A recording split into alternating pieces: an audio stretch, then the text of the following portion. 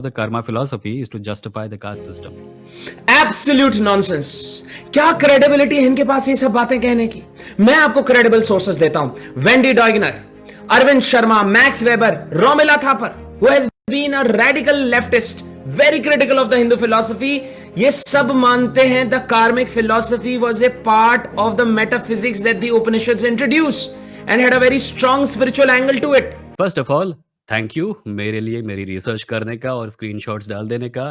तुमने जितने भी हिस्टोरियंस देखा है स्क्रीन पर, वो सब वही कह रहे हैं जो मैं कह रहा था। वो सब कह रहे हैं कि कास्ट सिस्टम को जस्टिफाई करने के लिए कर्मा फिलॉसफी का इस्तेमाल किया गया। हाँ, तुम ये ज़रूर ऐड कर रहे हो कि ओरिजिनली उसका पर्पस कुछ और था और उससे मुझे कुछ ख़ास फ़र्क पड़ता नहीं है, किसी को भी फ़र्क नहीं पड़ता, क्योंकि हम में से कोई भी 5000 साल पुरानी इतिहास में जी नहीं रहा है। हम आज की दुनिया में जी रहे हैं, जहाँ कास्ट सिस्टम प्रेवलेंट है और कर्मा फिलॉसफी का इस्तेमाल करके उसको जस्टिफाई किया जाता है। तुम्हारा ये कहना कि उसका ओरिजिनल पर्पस वो नहीं था, ये वैसा ही है जैसे, "ओह या that guy is a serial killer and mass murderer but जब वो पैदा हुआ था he was a very adorable baby, nobody cares." तुमने जिस वीडियो से वो क्लिप मेरा काट के डाला है, उसी में एग्ज़ाम्पल था एक ऐसे व्यक्ति का, जो कि कास्ट सिस्टम को जस्टिफाई करने के लिए कर्मा फिलॉसफी का इस्तेमाल कर रहा था। देखो, मैं गरीब को कभी भीख नहीं देता, मैं गरीब की कोई हेल्प नहीं करता कभी भी, क्योंकि देखो भगवान ने हमें वेल टू डू बनाया है, क्योंकि हमने शायद ऐसे कर्म करे थे और भगवान ने हमें चूज किया है कि इस लाइफ में हम अच्छा कमा लेंगे। गरीब ने खराब कर्म करे थे, वो गरीब भगवान ने बनाया उसको सफर करने के लिए।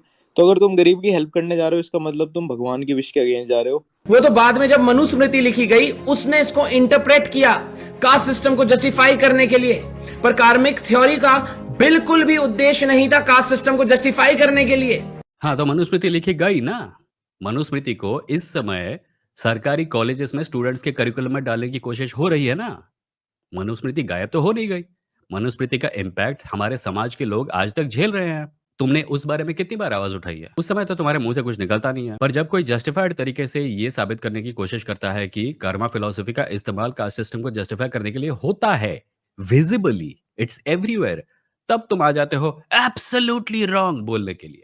अब एक साइंटिफिक एग्जांपल लेते हैं, Newton's third law, for every action there is equal and opposite reaction. अब मेरे साथ कुछ बुरा हो जाता है और मेरा दोस्त आके मुझसे कहता है, भाई तेरे एक्शन ही खराब थे इसलिए तेरे साथ रिएक्शन खराब हुआ, न्यूटन्स थर्ड लॉ। तो ये कहना बहुत बड़ी बेवकूफी होगी, क्योंकि यहां पे action and reaction are just simple forces. वैसे ही karmic theory is the law of causality which is fundamental to the second order of reality which is the vyavaharik satyam. Thank you for that scientific example, पर karma theory scientific theory नहीं है।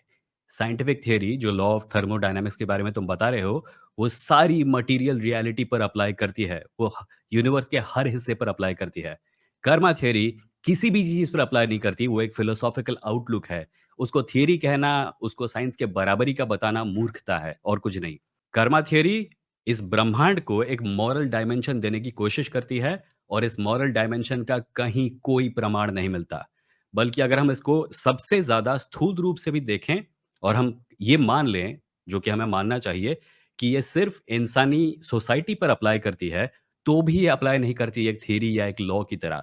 क्योंकि इस समाज में ऐसे लोग हैं जिनको उनके कर्मों का फल नहीं मिलता। ऐसे लोग हैं जो बहुत मेहनत करते हैं पर उनको उसका फल नहीं मिलता। ऐसे लोग हैं जो बगैर मेहनत किए या गलत काम करके अच्छी-अच्छी चीज़ें पा जाते हैं और उनको कभी पनिशमेंट नहीं मिलती। It's not a theory, it's not a law, it's just something written in a book of philosophy that nobody remembers anymore, and everyone uses it in a way that we were able to see in that clip that I just shared.